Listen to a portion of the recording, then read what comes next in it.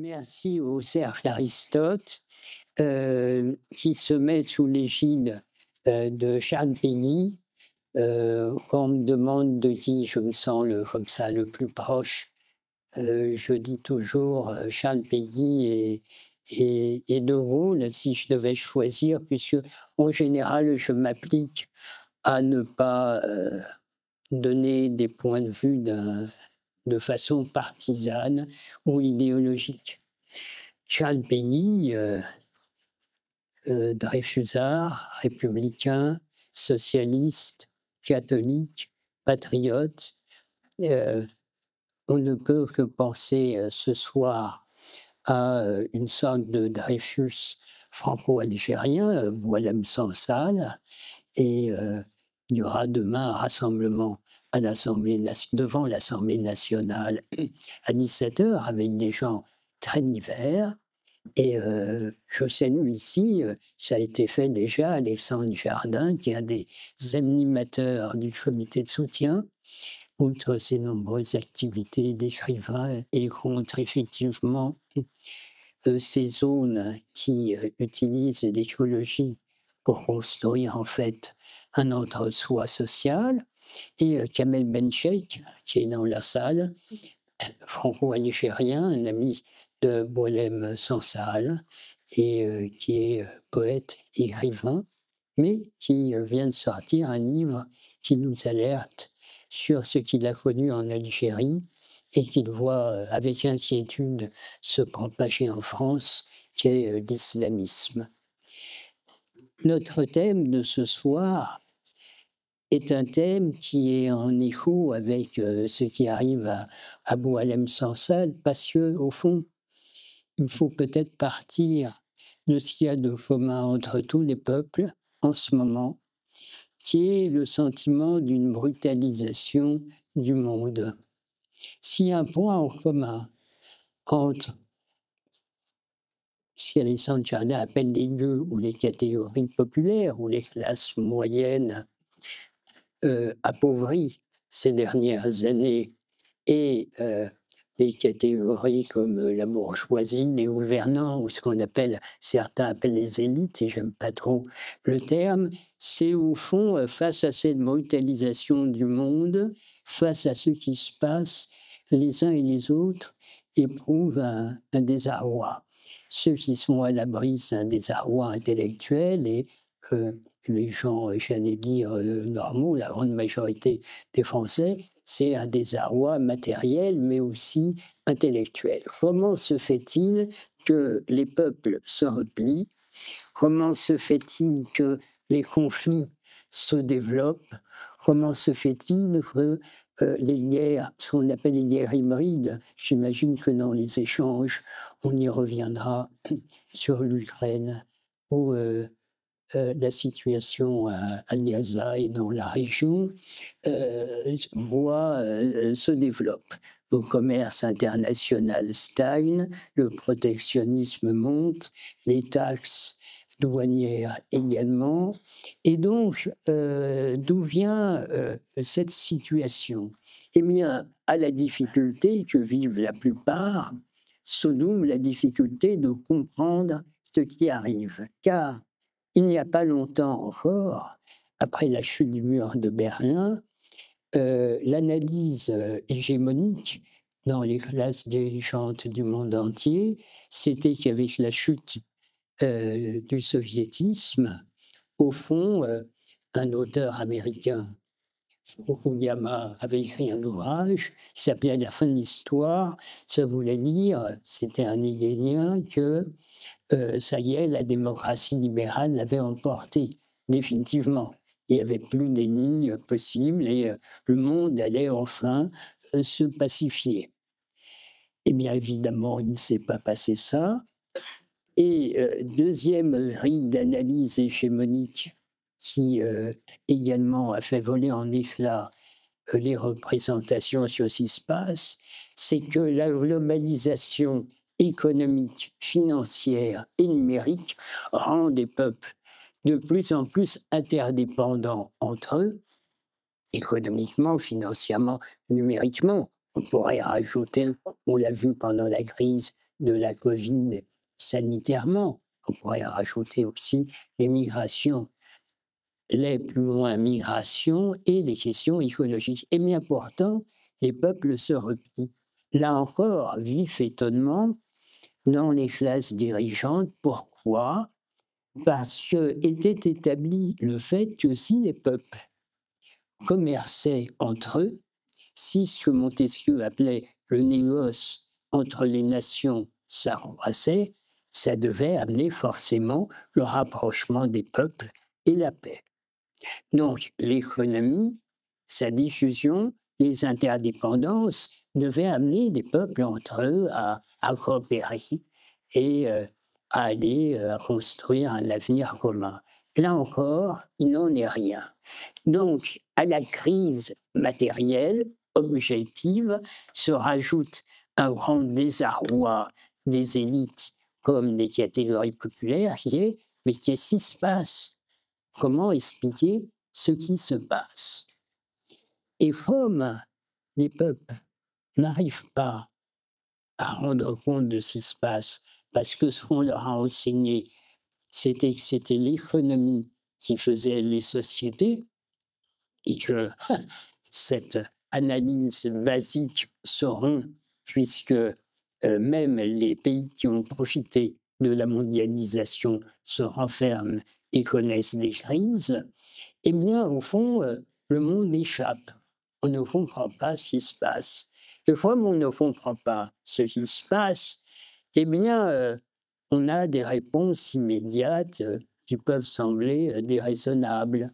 La crédulité dans des fake news, on croit plus facilement des idées qui se baladent, ou bien le complotisme.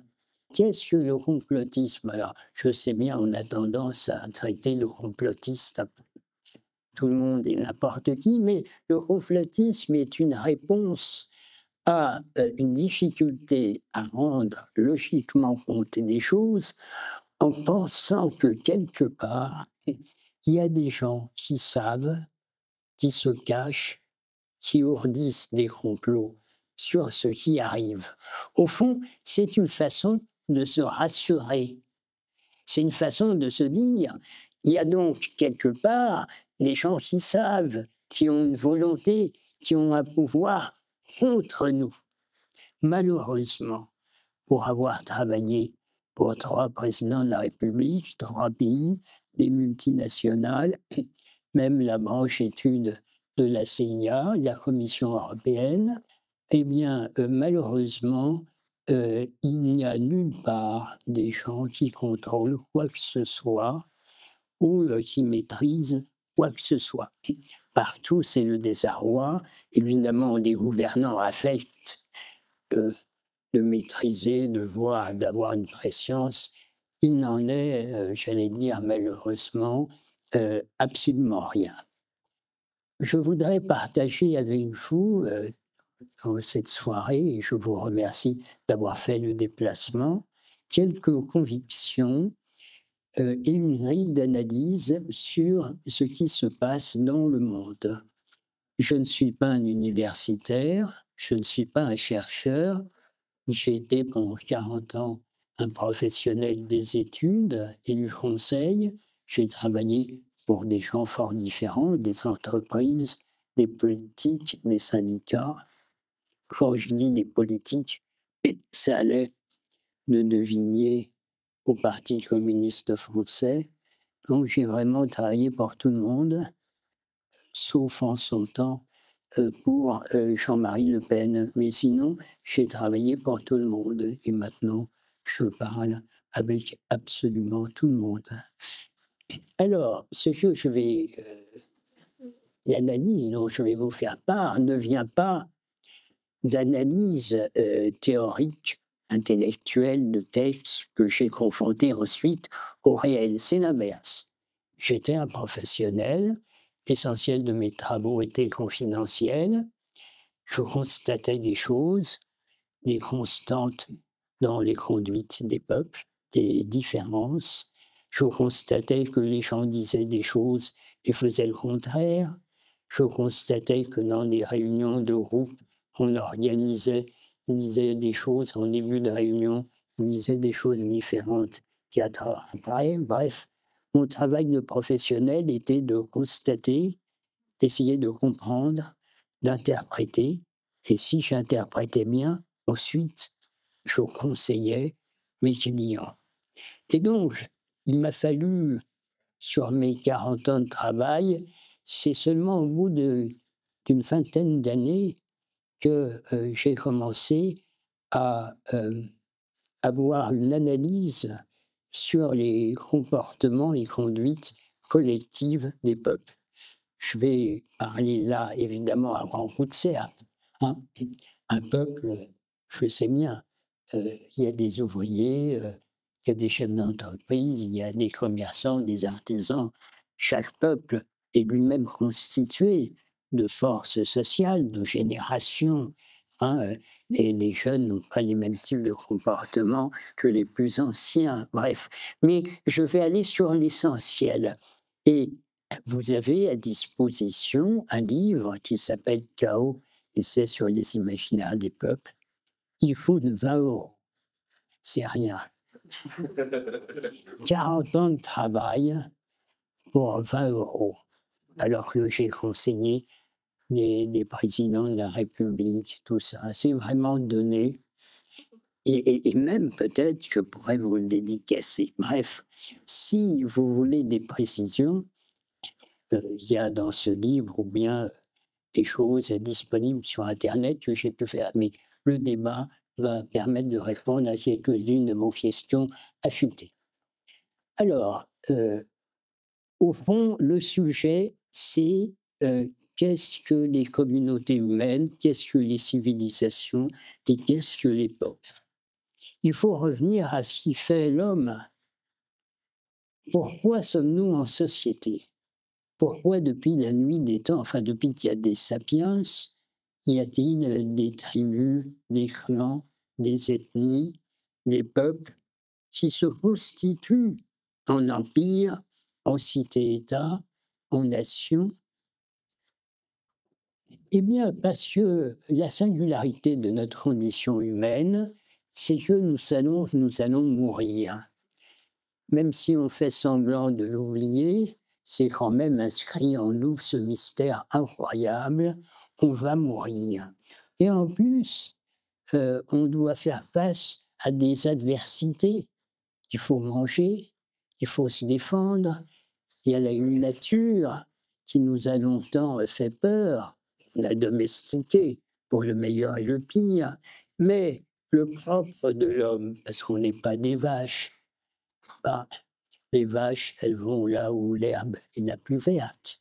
Contrairement à ce que pensent certains économistes, on ne se réduit pas à manger grassement, on a des consciences, on réfléchit, on met nos morts en terre, on se demande pourquoi on est et pourquoi on meurt. Bref, le sapiens, sa singularité, c'est qu'il sait qu'il va mourir et qu'il doit se constituer en communauté humaine pour faire face ensemble au destin. Évidemment, selon les époques, selon les lieux, ça a pris des formes très différentes, très différentes. Mais le langage est un des supports de ça. Je parle du langage parce que j'étais à un débat avant-hier au printemps des technologies sur l'intelligence artificielle. Certains des papes de l'intelligence artificielle ou la Silicon Valley prétendraient que l'intelligence artificielle va nous permettre de nous passer du langage, que tout ça sera délégué à des machines. Mais si c'est ça, il n'y a plus de société. Pourquoi il n'y a plus de société? Parce qu'un langage, c'est pas seulement un échange d'informations comme le font les animaux. Les animaux ont un langage entre eux. Ils échangent des informations. Nous, le langage, il y a un écart entre le signifiant et le signifié. Donc le langage fait du symbole. Et le symbole, c'est le religieux, c'est le politique. C'est ce qui permet d'avoir des phénomènes de croyance collective qui permettent de s'assembler. Donc, les communautés humaines se sont assemblées pour faire face ensemble à l'adversité pour s'approprier le réel et s'y mouvoir. C'est ce qui tient essentiellement les communautés humaines. Nous avons vécu la Covid-19. Qu'est-ce qui s'est passé? La Covid-19 a touché toute la planète. Les Orientaux n'y ont pas répondu exactement de la même façon que les Occidentaux. Les Chinois, les Allemands, et chaque civilisation, chaque peuple a pu y répondre un peu différemment. Mais qu'avaient de commun tous les sapiens de la planète? C'est que momentanément, ils ont arrêté de travailler, ils ont même pu faire reculer leur liberté individuelle pour faire face ensemble, face à une pandémie contingente, pouvant toucher n'importe qui au hasard. C'est bien la preuve que ce qui agit de façon archaïque dans l'inconscient collectif des communautés humaines, c'est pas la prospérité, c'est même pas les libertés, c'est on fait face ensemble. Qui pouvait dire que telle solution était vraiment la bonne? Qui avait des compétences pour savoir? Je dis pas, hein, évidemment, que si c'est passé qui n'était pas bien, je pose le constat. Ce qui était essentiel pour les sociétés, c'est qu'elles réagissent toutes de la même façon. Eh bien, il y a donc un inconscient collectif des civilisations et des peuples. Il y a le sujet des nœuds aujourd'hui, le livre d'Alexandre Tchardin, mais il y a eu, il y a quelques années, les Gilets jaunes. Bon. Quand j'échangeais avec le président Macron sur les Gilets jaunes, je lui disais, c'est une jacquerie. Tu dois recevoir tout de suite les Gilets jaunes à l'Élysée. Il a fait le contraire. C'est quoi une jacquerie? Les animateurs des Gilets jaunes avec qui j'ai pu échanger ont agi indépendamment des concepts, des notions. Mais une jacquerie, c'est ni une révolution, ni un mouvement social comme les autres, c'est une interpellation du souverain ou du seigneur à partir de la question fiscale, interpellant le souverain et le seigneur sur le fait qu'il ne s'affranchit pas de ses devoirs à l'égard soit de ses sujets, soit des citoyens. C'est Macron nourrit ton peuple. Il a nourri ton peuple, et fin de moi, mais il a nourri, pardon, il y a ton peuple. C'est-à-dire, qu'est-ce que tu es en train de faire là? C'est ça, une jacquerie. Et ça remonte à des temps immémoriaux, les Jacques. Hein. Il y avait eu, quelques années auparavant, en Bretagne, un mouvement un peu similaire. Les monnaies rouges, hein, c'est ça. Hein. J'ai un ami breton dans la salle, il me dit oui. Les monnaies rouges qui avaient été stoppées par l'accusé-réception de Ayrault, du gouvernement Ayrault arrêtant le mouvement et même proposant un temps une grande réforme fiscale, enterrée en une semaine par le président Hollande, Jean-Pierre Jouyet et le jeune Emmanuel Macron, bref, tous les inspecteurs des finances. Donc, ces mécanismes-là, ce sont des inconscients collectifs qui travaillent les peuples. Et donc, ces imaginaires, ce sont des façons de voir, d'être et de faire. Selon moi, et je vais à Ron-Futzer, ces imaginaires sont pérennes. Vous lisez La guerre des Gaules de Jules César sur les tribus gauloises, ça ressemble à l'archipel français de Jérôme Fourquet. C'est-à-dire que la France a toujours été un archipel. Il n'y a jamais eu de période en France où il y aurait eu un âge d'or où la France était unie. Mirabeau, dans la Révolution française, il dit les peuples français. En 14, les régiments, ils ne se comprenaient pas entre eux. Donc, l'imaginaire d'un peuple, tant que le peuple est là, il est pérenne, il ne bouge pas. Sa façon de voir, d'être et de faire. Ce qui bouge, ce sont les formes que prennent les peuples enclavés dans leur imaginaire, n'est-ce pas? C'est évidemment les formes religieuses, en la monarchie, était ici catholique, je me suis aperçu de qui nous invitait. Je les salue au travers de cette phrase, parce que ce sont des royalistes, monarchistes. Donc évidemment, la monarchie, mais la République ensuite.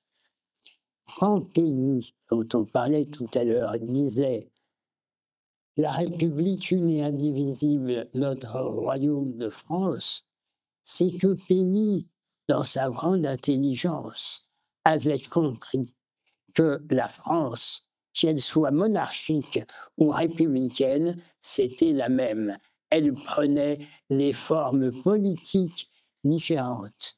Et dans ses écrits de jeunesse, il disait sur Orléans, le curé et l'instit de la Troisième République se font la guerre. Mais pourquoi, disait-il? Parce qu'ils disent la même chose. Donc, ne confondez pas la forme des choses et la nature de leur support. Un même peuple a un imaginaire qui traverse les siècles et les formes, représentations, institutions religieuses, politiques, les rapports sociaux, les rapports à la technique et les rapports géopolitiques sont les formes variables d'un même imaginaire. Voilà, selon moi, ce qui fait le cours des choses. Ce n'est ni les forces matérielles, comme le diraient les matérialistes, ni la force des idées, comme le diraient les idéalistes. Pour moi, ce qui fait l'histoire et le cours des choses, c'est la plus ou moins bonne articulation entre les imaginaires des peuples et leurs formes. Ainsi, il y a 5 civilisations dans le monde: l'Occident, l'Orient, les pays arabo-musulmans, les pays latino-américains, les pays africains. Chacun a une singularité dans sa façon de voir. Et en Europe, un Allemand n'est pas un Français, n'est pas un Italien, n'est pas un Hollandais, n'est pas un Espagnol, n'est pas un Grec. Chaque pays a sa façon d'être, de faire, de voir. Le fait qu'ils aillent tous au McDo, le fait qu'ils utilisent tous les mêmes réseaux sociaux ne change absolument rien. J'ai travaillé pour McDonald's, Monde et France. La façon dont les Français vont au McDonald's n'a rien à voir avec la façon dont les autres vont au McDo. Les Français vont au McDo à la même heure, à plusieurs, ils y passent du temps et ils parlent. Rien à voir avec la consommation des McDo ailleurs. J'ai échangé, c'est un ami, je travaillais pour lui quand il travaillait pour Nicolas Sarkozy, avec le patron de Facebook France, Europe, Proche, Moyen-Orient. Vous imaginez qu'il a tout un tas de données à sa disposition. J'ai échangé avec le patron de Cisco Europe, dont j'étais au conseil pendant 7 ans. Les données des gens les plus en pointe dans la tech montrent bien que l'usage de Facebook selon les pays sont fort différents et en rien la globalisation n'a homogénéisé culturellement les peuples. Alors, l'imaginaire français, je suis non, l'imaginaire français ainsi, je l'ai dit un peu, au départ, il y a des Celtes, des Latins, des Germains. Il n'y a jamais eu de France unitaire, contrairement. J'ai eu de longs échanges là-dessus et des accords avec Patrick Buisson et Éric Zemmour, que j'avais encore tout à l'heure au téléphone. Il n'y a jamais eu d'origine à la France. Il y a toujours eu des origines. C'est la belle phrase du poète René Char: notre héritage n'est précédé d'aucun testament. On a un héritage qui est notre imaginaire, la façon française de voir, d'être et de faire. Mais il n'y a pas de testament parce que personne ne va chercher dans le passé ce qui nous tient ensemble. On n'est pas des Allemands. Ce qui nous permet de nous assembler, c'est la capacité de construire un avenir commun au travers de disputes politiques communes. Et si nous sommes le pays le plus déprimé au monde, c'est pas parce que nous aurions le pire des modèles sociaux, que c'est vraiment pas le cas. Non, c'est parce que la globalisation néolibérale, dont je vais dire 2 mots, dont l'Union européenne est le laboratoire le plus abouti. Quand je dis néolibéral, attention, je ne dis pas ultralibéral, hein. Quand je dis néolibéral, je peux dire post-national, hein. Bon, on reviendra peut-être là-dessus dans le débat. Mais si nous sommes les plus déprimés au monde, c'est parce que la France est enclavée dans une Union européenne qui dit aux Français, pour survivre dans le monde tel qu'il est, il faut s'adapter au quotidien à des contraintes économiques et à des règles économiques. C'est absolument l'inverse de l'imaginaire français. Les Français doivent construire un avenir commun en disant où va-t-on? Pourquoi on fait ça? On se dispute, on tranche et on y va. L'État qui relaie les politiques de l'Union européenne, c'est l'inverse de l'imaginaire de la nation. Le sommet d'État dit aux Français, dans le monde tel qu'il est, il faut s'adapter, donc c'est même pas la peine de discuter ou à la marge. Bon, il y a des élections, mais bon, voilà, les réformes structurelles qui sont faites, elles dépendent essentiellement de décisions qui sont prises ailleurs. Et quand on donne la parole aux Français, comme lors du traité constitutionnel européen en 2005, de toute façon, ensuite, il y a le traité de Lisbonne qui reprend à peu près le traité constitutionnel européen refusé par 55% des Français. Donc, le pessimisme des Français vient de ce que l'État met en place des politiques contraires à l'imaginaire français. Or, ça pose un problème d'autant plus grave pour la France, c'est que la France s'est constituée autour de l'État avant la Révolution française, et l'État a précédé la nation. Donc l'État, dans les représentations des Français, est tout à fait décisif. Et les Français voient l'État qui s'échappe. Cette contradiction entre le réel des attitudes des Français, leur imaginaire et les politiques de l'État explique que nos services publics se cassent la figure, alors que nous avons une dépense sociale la plus importante d'Europe. Pourquoi a-t-on une dette abyssale et en même temps des services publics qui se cassent la figure? Je ne vais pas vous faire un cours sur ce qu'est un budget, les recettes et dépenses, mais en un mot, le sommet de l'État met en place des réformes structurelles dans tous les domaines, sauf que comme ces réformes ne sont pas adaptées à ce que sont les Français, ça résiste en bas. Et donc, il y a entre les injonctions de l'État à l'hôpital, par exemple, sur les territoires, par exemple, en matière énergétique à EDF, par exemple, je bosse pour EDF depuis 40 ans. Donc, sont mises en place des politiques contraires à la façon dont fonctionnent les Français, et donc ça résiste, ça fait des empilements. Parce que, par exemple, quand l'État dit c'est aux collectivités territoriales de faire, l'État pense qu'ainsi, il va faire des économies, mais les besoins sont les besoins. Donc, ça fait empilement, ça fait dysfonctionnement dans tous les secteurs de la société. Bref, tout ça procède du fait que les politiques étatiques ne sont pas alignées sur l'imaginaire de la nation. Je pourrais revenir sur des exemples très précis sur lesquels j'ai travaillé professionnellement. Alors, j'ai parlé de la France, mais tous les pays à des degrés divers sont atteints par la singularité de la globalisation néolibérale. Je l'ai dit tout à l'heure, jamais dans l'histoire de l'humanité, les peuples n'ont été aussi interdépendants entre eux. Ça n'entraîne pas un rapprochement des peuples. Les peuples, au contraire, se replient. Pourquoi? Eh bien, parce que la singularité de la mondialisation actuelle,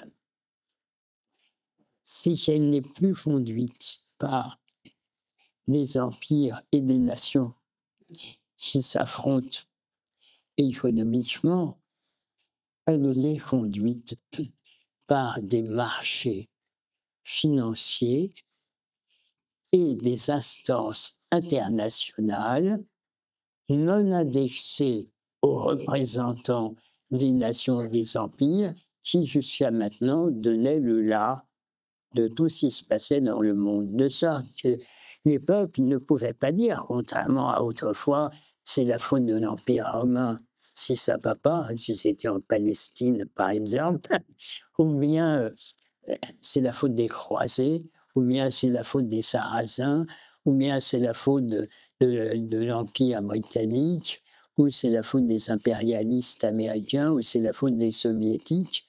Jusqu'à une période très récente, c'était les marchés. Les instances qui donnaient le là, c'était l'Organisation mondiale du commerce, le Fonds monétaire international, les bourses, l'OCDE, bref, des instances de gestion, d'administration des choses, comme disait Saint-Simon, dont on fête les 200 ans cette année. Hein, Saint-Simon du 19e disait que le progrès serait quand on passerait du gouvernement des hommes à l'administration des choses. Le néolibéralisme, c'est l'administration des choses.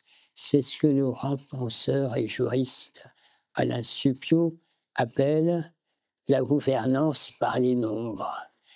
Bref, les peuples ont vu ça se développer, ils se sont dit on n'est plus maître de notre destin. Et là, les sociétés ont commencé à se fragmenter à l'intérieur et a commencé à émerger l'idée que les gouvernants n'étaient plus les représentants des gouvernés, mais ils prenaient leur ordre ou ils faisaient des choses qui leur échappaient. Hein, Macron nourrit ton peuple, mais ça, dans la plupart des pays, et d'abord plus encore les pays occidentaux que les pays des autres civilisations. Et à partir de ce moment-là, les peuples se renferment, le protectionnisme monte, ce qu'on a appelé le populisme, et je reparlerai tout à l'heure de Trump. En un mot, on vit maintenant la fin du néolibéralisme qui s'est mis en place matériellement à partir de la fin des accords de Bretton Woods, puis en Europe, notamment avec l'acte unique, le traité de Maastricht, bref, tous ces processus de perte de souveraineté des peuples sur leur destin. La souveraineté est au fondement de la démocratie libérale. C'est dans tous nos textes. Il ne peut pas y avoir de démocratie sans souveraineté. La souveraineté, c'est nous qui devons décider de ce qui nous concerne. C'est ça la définition de la souveraineté. Donc il ne peut pas y avoir de démocratie sans, depuis le 19e, de souveraineté nationale. Et la souveraineté nationale est la condition de la souveraineté populaire, la souveraineté populaire étant le contrôle des gouvernés, le contrôle des gouvernants sur les gouvernés. Bref, les peuples se sentant dessaisis de la maîtrise de leur destin par la globalisation néolibérale, se fragmentent, se renferment, commencent à voir les peuples d'à côté non plus seulement comme des gens différents, mais comme des concurrents, voire des adversaires. Les dépenses d'armement montent en flèche depuis 10 ans. Maintenant, c'est la fin du multilatéralisme et c'est la fin, je dirais, avec le Brexit et le Trumpisme, dans les pays qui ont connu le berceau du libéralisme le plus traditionnel, c'est chez eux que ont émergé les premiers signes de repli. Je voudrais terminer, j'ai été un peu long, sur où en est-on aujourd'hui. Au fond, on est face à une alternative, selon moi, soit le chaos et les guerres, soit la possibilité que les peuples, de façon relativement démocratique, reprennent la main sur leur destin par le retour de la souveraineté nationale. Qu'est-ce qui s'est passé ces dernières années dans les sociétés? Ce qui nous arrive ne vient pas seulement de causes extérieures, il vient aussi de raisons intérieures aux sociétés. Parce que nous sommes, nous, dans les sociétés prospères occidentales, au fond, elles ont toujours été sous la tension de deux choses: les libertés collectives, les devoirs du citoyen, le politique, la défense de la souveraineté d'un côté, et de l'autre, les libertés individuelles, les droits individuels garantis par le juge et l'état de droit. Partout dans le monde, on voit un recul de l'état de droit. Pourquoi? Parce que justement, les peuples privés de la maîtrise de leur destin commencent à considérer que l'essentiel, ce n'est plus la défense de je fais ce que je veux, quand je veux, où je veux. Bon, je caricature les libertés individuelles. En tout cas, c'est pas au juge de faire sa loi sur les politiques. Ce phénomène traverse toutes les sociétés, de façon brutale avec Trump, mais ça traverse toutes les sociétés occidentales, là où il y avait un état de droit très développé. Je vous passe pas de la Chine, de l'Inde, de la Turquie, bon, bref. Et donc, j'insiste là-dessus parce que s'il nous arrive à des causes à la fois internes et des causes externes, et pour comprendre ce qui risque de nous arriver, c'est-à-dire grosso modo, soit le chaos et les guerres, soit une possibilité d'éviter le pire par un retour d'une prise des peuples sur leur destin de la souveraineté nationale, il ne faut pas se tromper le diagnostic. Hein? Comme dire, est-ce que Poutine, c'est un Russe ou un Soviétique? Il ne faut pas se tromper de diagnostic. Si on dit c'est un Russe, on aurait pu éviter la guerre en Ukraine. Si on dit, comme le pensaient la plupart des dirigeants européens, c'est un post-soviétique, la guerre va de toute façon faire tomber Poutine, bon, ben, ça veut dire qu'il y a eu 1 million de victimes pour rien. Vous voyez, il ne faut pas se tromper. Quand on dit quelque chose, je suis frappé de ça. Quand je débat avec des géopoliticiens, ils disent Poutine, post-soviétique, russe. Et puis je leur dis, mais Poutine, c'est d'abord un post-soviétique ou c'est un russe? Et ils doivent se dire, mais ils nous emmerdent, Rosès. Bon. Ceux qui me connaissent se disent, ouais, c'est un ancien trotskiste. Ouais, ben justement, pourquoi le moujik Staline, c'était quand même, c'était pas un fin d'intelligence. Eh bien, il a dû mettre 2 ans pour liquider Trotsky, qui était quelqu'un de très intelligent, très charismatique, et qui avait dirigé l'armée rouge. C'était pas un tendre non plus, c'était à la fois un grand intellectuel et pas un tendre.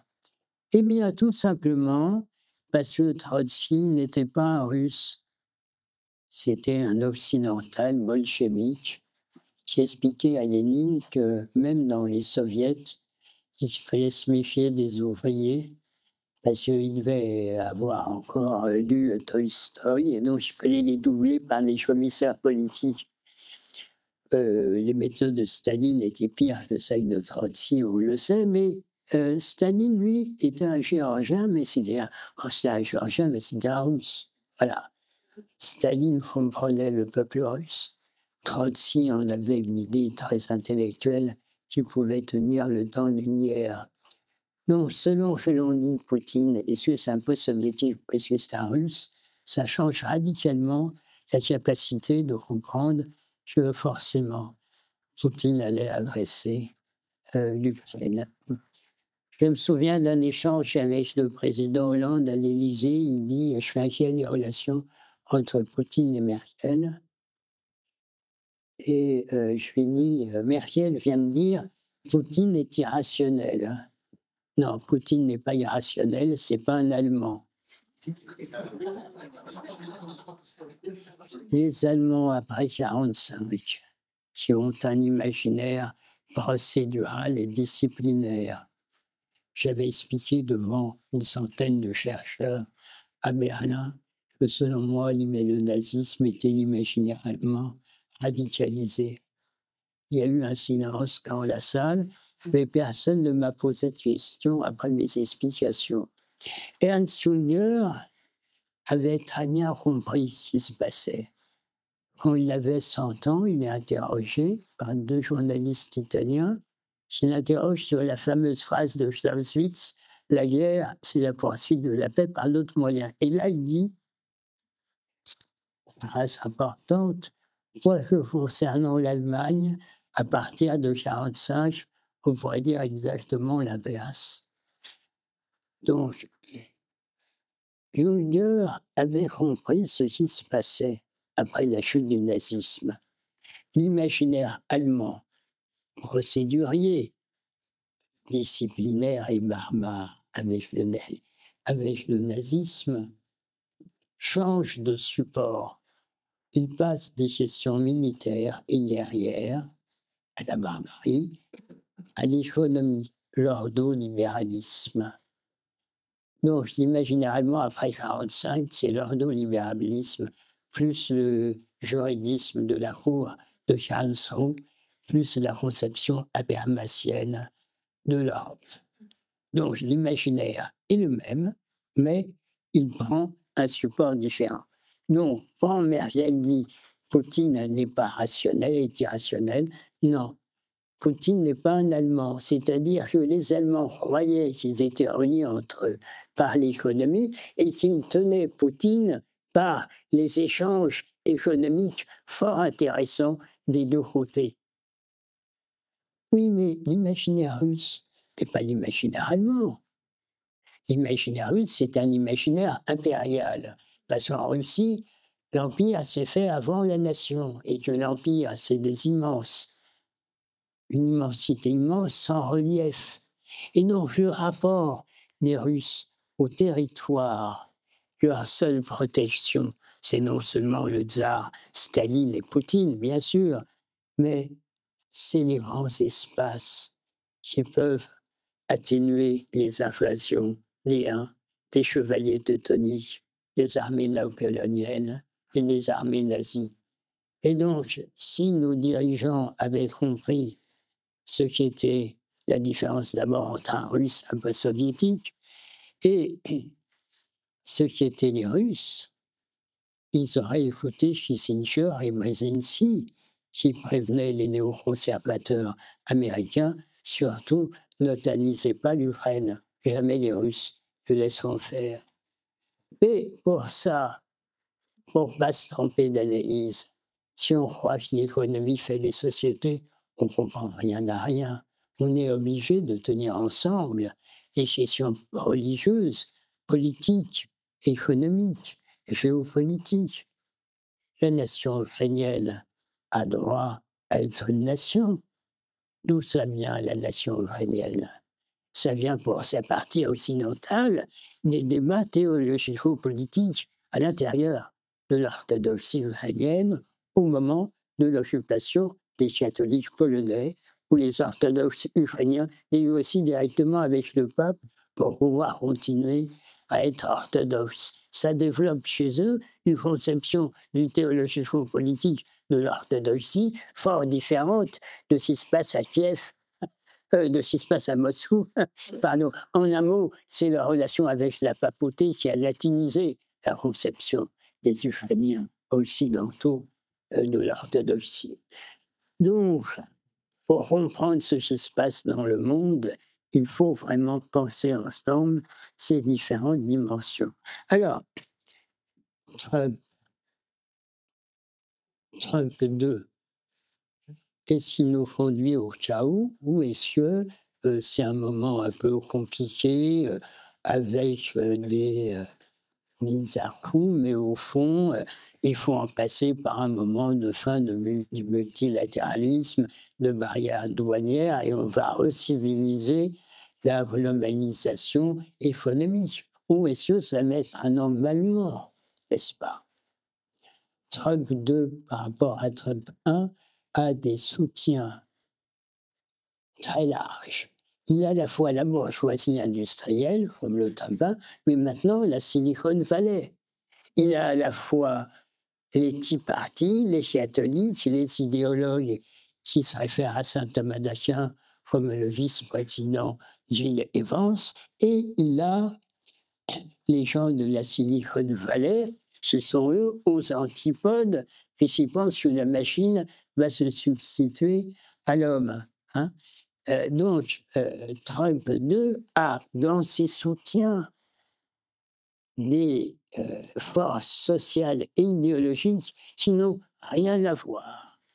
Et c'est selon moi la raison pour laquelle ce technopopulisme est dorénavant impérialiste de la planète Mars au Groenland, en passant par le Canada. Ce sont les contradictions internes de Trump qui l'obligent à donner à l'imaginaire américain messianique non plus une forme de repli, comme le faisaient les cowboys quand ils étaient attaqués par les Indiens.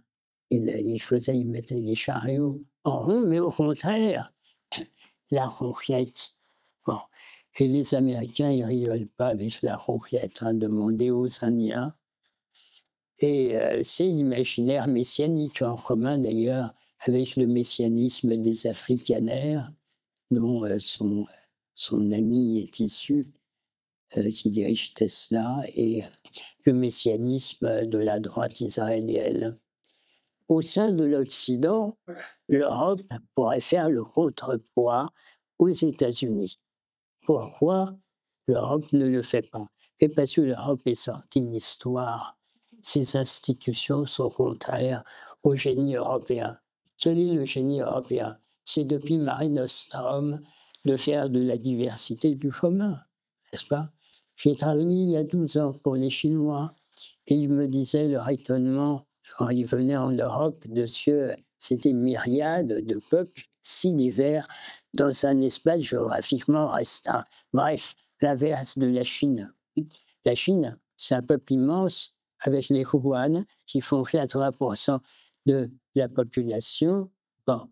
Et au moment de la Renaissance, la Chine et l'Europe étaient équivalents en termes de puissance. Et c'est au moment de la Renaissance où l'Europe dépasse la Chine. Parce que dans une lettre entre l'empereur de Chine et le roi d'Angleterre dit à l'empereur: abaissez vos tarifs douaniers, ouvrez-vous à nos machines, à nos produits, et nous en profiterons aussi. L'empereur de Chine dit: mais vous êtes des Occidentaux, nous, notre sujet, c'est pas la technique, les technologies, tout ça, c'est l'harmonie de notre peuple. Eh bien, Xi Jinping, maintenant, et les Chinois considèrent que cette petite éclipse de la Chine de quelques siècles, c'est fini. Et donc, face à un Occident qui a initié une globalisation qui se retourne contre l'Occident, se constitue un Sud global, Inde, Chine, Russie, Turquie, pays d'Afrique, pays latino-américains.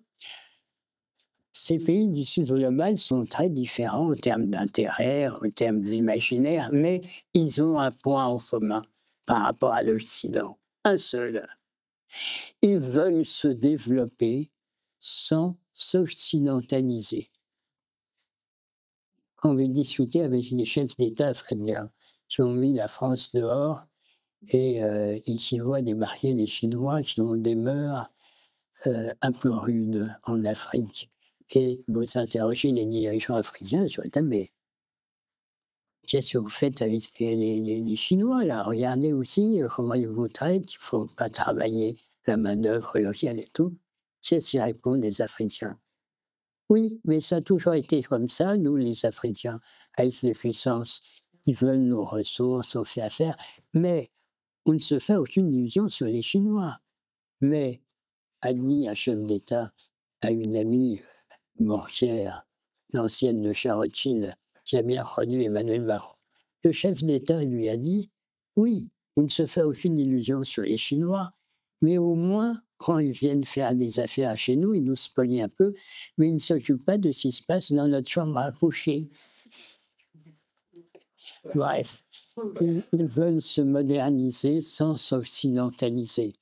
C'est-à-dire que nous, occidentaux, bon, il y a surtout les néoconservateurs, c'est la grande différence avec Trump, on pourra sans doute y revenir. Les néoconservateurs pensaient que le marché, les dollars, les bombes, tout ça allait par l'eau américaniser, occidentaliser le monde. Voilà, c'est une pensée par le haut, pas par le bas. Figurez-vous que les principaux idéologues néoconservateurs, plus chez les démocrates que chez les républicains, pour les grands idéologues des néoconservateurs, c'est des gens de haut niveau, étaient pour la plupart dans leur jeunesse trotskistes, formés par le professeur de Columbia, qui s'appelait Lipset. Les trotskistes voient le réel par le haut, par les appareils, et pensent que c'est le haut qui fait le bas. Non, je pensais ça aussi dans ma jeunesse. Le travail m'a amené à considérer ce que pensent spontanément les trotskistes et les Français. C'est pas le haut qui fait le bas, c'est le bas qui fait le haut, mais les Français pensent l'inverse. Donc il faut distinguer le réel de la réalité, ce qui agit les peuples et ce que l'on croit du fait de sa configuration intellectuelle de ce qui se passe. Donc je conclus en disant chaos ou recivilisation par un retour de la souveraineté des peuples de façon un peu bousculée, je n'ai pas de réponse. J'étais quand j'ai écrit le livre, je pensais chaos, chaos, chaos. On va vers le chaos, on va vers l'hier. Et au fond, à la réflexion, quand je vois les évolutions en Europe, les évolutions profondes des peuples, quand je vois la situation en Europe, quand je vois le trumpisme inquiétant à bien des égards pour la France, mais en même temps montrons bien la grande force de la question de la souveraineté qui agit les peuples, je suis plus réservé. Je dirais sur le court terme, je suis pessimiste et sur le moyen et long terme, je suis plutôt optimiste. Bon, excusez-moi, le propos était complètement décousu. Je ne sais pas si j'ai été clair, mais le débat va permettre d'abord de vous écouter et de préciser ce qui devrait être précis. Et de toute façon, mon livre, 20 €, tout est très clair. Merci.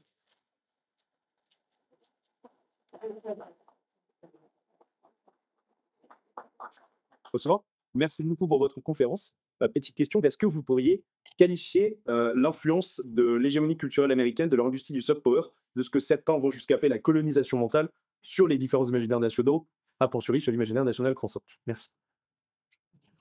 La force du soft power américain, c'est que si nous ne comprenons pas la force, c'est Hollywood plus la Silicon Valley plus tout le complexe militaro-industriel.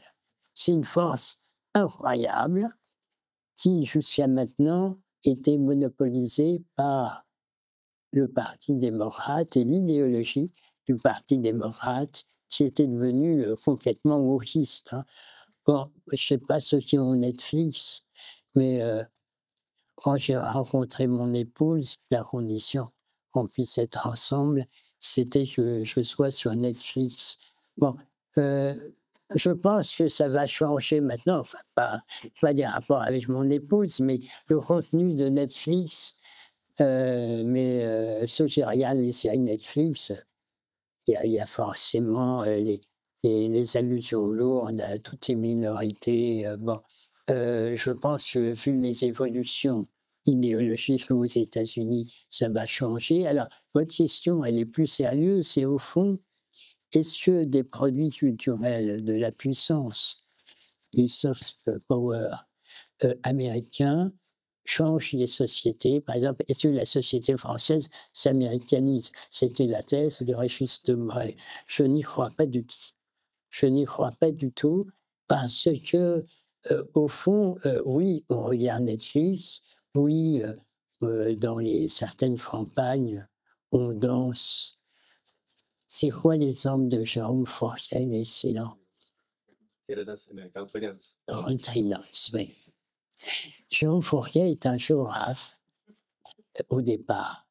Je l'ai recruté et formé à l'Institut CSA. Il sortait d'une faculté de géographie et mes directeurs ayant fait Sciences Po me demandent pourquoi donc je fais venir un géographe dans un institut d'études. Et je leur dis, le géographe voit des choses que nous, on ne voit pas. Bon, j'ai été bien inspiré parce que la plupart des travaux de Jérôme Fourquet sont tout à fait passionnants.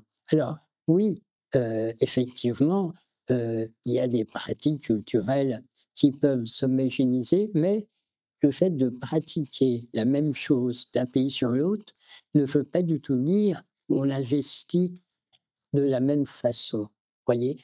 Et quels sont parce que comment je suis arrivé à l'idée qu'il y avait un inconscient collectif? C'est pas parce que j'avais lu, Castoriadis ou Polanyi ou Montessori, des universitaires. Non, c'est que moi, je suis un homme d'études, comme Jean Fourier. Donc, je constate des choses et j'essaie de comprendre ce que j'ai constaté. Bon, s'il y a des permanences dans les façons de créer, de travailler, de consommer, de se balader sur internet, d'aller dans des McDo quand je bosse pour McDo, c'est des choses qui viennent de loin. Si j'utilise le terme d'inconscient collectif, c'est pas pour faire genre au barrage, c'est que j'ai pas trouvé d'autres termes. J'ai fait il y a 6 non, il y a 4 mois, j'ai là des amis, une conférence à l'Institut du cerveau devant des neuroscientifiques sur inconscient individuel, inconscient collectif. Moi, je suis comme les gens des neurosciences qui vont voir ce qui se passe dans le cerveau des gens et qui disent il y a un sous-conscient et on les décode. Donc, encore une fois, ma conviction, elle vient de mes constats et je ne crois pas du tout à une homogénéisation du monde. Je dirais même au contraire, d'abord, un, non, et deux, en plus de ça, dans le moment actuel, Emmanuel Macron avait dit lors de sa première conférence devant les ambassadeurs en 2017, mais il est vrai qu'on échangeait beaucoup à l'époque, devant les ambassadeurs français, il avait dit « Les peuples se replient sur le caractère archaïque de leur imaginaire ». Donc, vous voyez, déjà à l'époque, on voyait bien ce qui se passait. Donc, je ne crois pas du tout à une américanisation de la société française au sens Hollywood, Netflix, Walt Disney et Marvel. Ah, il y a des amateurs de Marvel? Non. Oh. Mais moi, je suis anglaise, donc Ah, voilà, madame. je peux confirmer ce que vous dites. Moi, je vis ici depuis 54 ans et je trouve que si je vais en Angleterre ou je vais ailleurs, le français, c'est pas l'anglais, même si tu trouves exactement la même chose. Et ça ne changera jamais. Malraux avait une très belle formule quand il comparait l'Angleterre et la France, qui disait « Les Anglais ne sont jamais aussi grands que quand ils sont seuls. Nous, Français, on a besoin d'embrasser le monde. » Les croisades, les guerres Louis XIV, les guerres napoléoniennes, notre façon de coloniser, nos ancêtres les Gaulois. Hein, Kamel, tu as connu ça. Bon. Et l'Europe, comme la France en rang, les French Doctors, la Déclaration universelle des droits de l'homme. Nous, Français, on a besoin d'embrasser le monde. Du fait de notre configuration interne, Marx, qui était un immense penseur, prenait à la légère Napoléon III. Il s'en moquait, pourquoi? Il pensait qu'après la révolution de 45, il y aurait un gouvernement ouvrier et paysan. Et patatras, il voit débarquer le neveu de Napoléon, qui s'appelle Louis-Napoléon Bonaparte, qui avait fait un peu de prison, qui avait écrit de l'extinction du paupérisme, et il voit débarquer ce type. Alors, un peu comme Victor Hugo, il se dit, mais ce type est un clown, qu'est-ce qui s'est passé? Et puis, comme Marx, c'est très intelligent, il commence à réfléchir. C'est pas seulement un idéologue, il réfléchit. Et là, j'ai pensé à lui et au devoir du roi François Sarkozy, pour qui je travaillais, l'a emporté, forme de néo-bonapartisme. Marx dit, si 400 000 soldats, moins 60 000, sont allés mourir avec l'empereur en Russie, c'était pas seulement parce que les paysans voulaient donner la terre à tous les serfs en Europe pour étendre les acquis de la Révolution française à toute l'Europe. Il comprend quelque chose d'une immense intelligence parce qu'un temps, Marx a pensé ensemble des questions politiques, symboliques, sociales. C'est quand il était à Paris pour écrire le 18 Brumaire. Je dis Marx. Marx dit la Révolution française a apporté la terre aux paysans, mais comme les révolutionnaires étaient égalitaristes, ils ont supprimé le droit d'aînesse, de sorte que les paysans avaient des tout petits lopins de terre, ce que Marx appelait les paysans parcellaires. Et donc, leur lopin de terre leur permettait seulement de vivre en autarcie. Ils n'échangeaient pas entre eux. Donc, dans les catégories marxistes, les paysans étaient une classe en soi, objectivement, mais pas pour soi, subjectivement. Ils n'avaient pas de conscience de classe paysanne. Alors, dit-il, les paysans parcellaires français qui peuplaient l'armée de l'an 2 puis la Grande Armée étaient des patates dans un sac de patates dont l'empereur tient la hanse. Marx comprenait l'articulation entre la question sociale et la question symbolique. L'empereur tenait ensemble les Français et était prêt à mourir pour l'empereur pour tenir ensemble. L'empereur, il a fait tout le retour, enfin à un moment il est parti pour rejoindre plus rapidement, si vous le savez, mais la Grande Armée, ils aimaient l'empereur pour ne pas l'avoir aussi, tant ils étaient passés de 400 000 à 50 000. Hein. Ouais, pourquoi je parle de ça? Ah oui, Marx, oui, les continuités. Oui, et Nicolas Sarkozy. Plus une société, et Macron, la Startup Nation, plus les individus dans la société néolibérale postmoderne sont des patates derrière leurs écrans, à regarder le voisin d'à côté comme quelqu'un dont il faut se méfier, plus les sociétés postmodernes génèrent des individus qui se sentent isolés, plus la question de l'incarnation est importante. Les catégories populaires votent pour l'incarnation. Trump, c'est l'incarnation, n'est-ce pas? Il faut comprendre la subtilité des mécanismes. Et donc, les Anglais, comme disait Siegfried, c'est une île. Bon, nous, parce qu'on a des origines diverses, on a besoin d'embrasser le monde pour tenir ensemble, comme Trump raconte qu'il va aller sur Mars, il va piquer le Canada, le Groenland et je ne sais pas quoi, pour tenir à la diversité de tous ces soutiens. Mais madame, les Français ne se comprennent pas. C'est normal. Moi, une fois, je tombe sur un petit livre de Sioran qu'il avait écrit à 30 ans de la France sur les Français. Et là, Le type, il avait 30 ans, il avait été fasciste en Roumanie, arrivé en France, il comprend que c'est plus la peine d'être fasciste, on peut très bien faire société sans se raconter des mythologies sur l'origine de la Roumanie. Bon, comme Sioran était intelligent, mais Sioran, à 30 ans, il écrit un petit bouquin de la France, je tombe par hasard là-dessus, ça s'appelle De la France. Je travaillais sur l'imaginaire français, ça m'intéresse. Je lis le truc, le type, il avait 30 ans, moi, j'en avais 40, j'étais français et il disait en quelques pages ce que j'avais mis 15 ans à comprendre en bossant comme un tâcheron, 15 heures par jour. J'étais si ah oui, les Français comprennent mieux, les étrangers comprennent mieux les Français que les Français ne se comprennent eux-mêmes. Parce que l'imaginaire français étant projectif et universaliste, on mésestime la différence des autres, la différence entre un Breton, un Basque, un Corse, un Alsacien.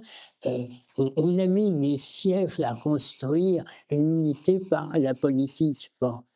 Mais quand on bosse après, comme moi, j'ai bossé 40 ans à Nantes, bon, j'ai compris c'était l'esprit nantais, le football à la nantaise, l'urbanisme à la nantaise. Et Nantes, c'est pas La Roche-sur-Yon, hein, c'est pas Rennes. Et pourtant, c'est la France de l'Ouest. La France est un tableau impressionniste. Vu de loin, on voit pas les différences. Et puis, plus on s'approche, plus on voit les petits carrés, hein. Alors, on a mis des siècles à se construire un mental du haut de l'État, mais c'est la diversité de nos territoires qui a fait l'État. C'est pas l'État qui a fait la diversité des territoires. Donc le réel n'est pas la réalité et c'est l'autre qui permet de comprendre ce que l'on est, hein. Moi, si j'avais pas bossé pour des multinationales, des pays étrangers et tout, je serais resté à croire que c'est Séoul qui fait le bas. Voilà, j'ai dû opérer une révolution copernicienne dont je parle dans cet excellent livre. Enfin, Chaos, essai sur les imaginaires des peuples. Même si vous n'aimez pas le chaos, même si vous n'aimez pas les imaginaires des peuples, même si vous n'aimez pas Rosès, s'il vous plaît, achetez mon livre, j'en ai terriblement besoin. C'est Horowitz. Je plagie Horowitz, un pianiste américain. Non, vivant aux États-Unis, mais d'origine russe, un très grand pianiste. Il avait fait ça. Il avait dit, vous n'aimez pas Brahms, vous n'aimez pas Horowitz, vous n'aimez pas Bernstein, mais s'il vous plaît, achetez notre disque. On en a tellement besoin. Chers camarades, si tu veux plus de contenu, de réinformation, d'éducation populaire et de formation intellectuelle, n'hésite pas à faire un don sur notre page Tipeee.